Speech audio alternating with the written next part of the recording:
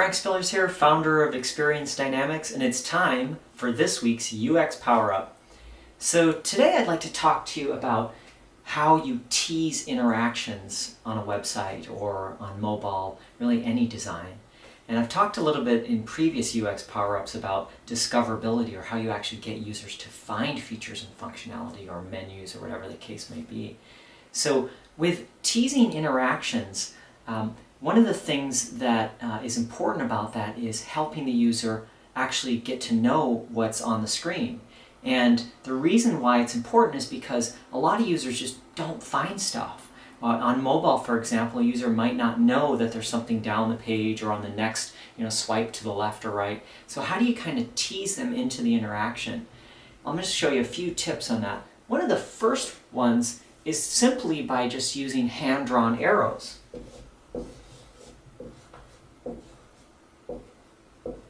Let's say I have a design and I have something over here that I know my user's going down a form or going down some fields over here. I might use a hand-drawn arrow to say, hey, look over here. Or I might say, click here and start here. So you'll see that a lot on sites. It might be actually built into the page, or it might be a JavaScript event like Spotify does, where they actually have an arrow, it's like a little JavaScript event that says, hey, check this out over here. Here's a new thing that you should look at.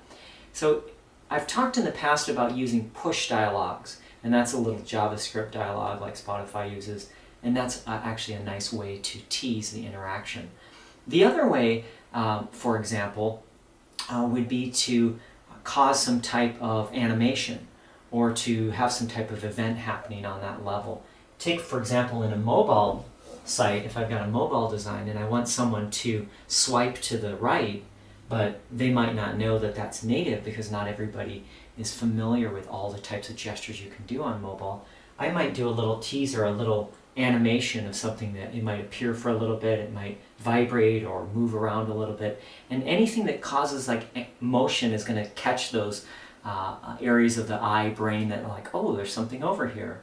So use of color is a really obvious one. You can use color, but sometimes color fades into a screen, whether you're using red or another type of color depending on your color scheme. So sometimes you have to just give the user a little bit more of a push to get that tease, to get them going into the interaction. If there's one thing that you take away, one tip from teasing interactions, I'll tell you what it is. And it's providing the right default in your control or on the page. So when the user lands on the page, you've actually got it's a sample tip, for example.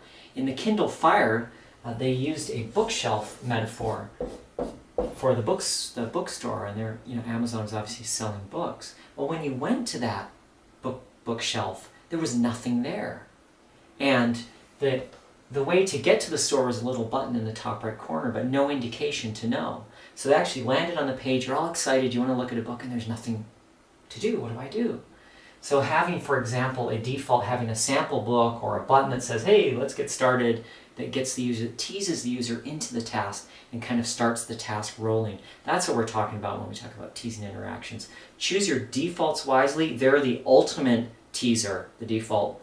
And from there you can use other tricks like we've talked about here today, whether it's an animation, little arrow, things like that. So until next time, happy UXing.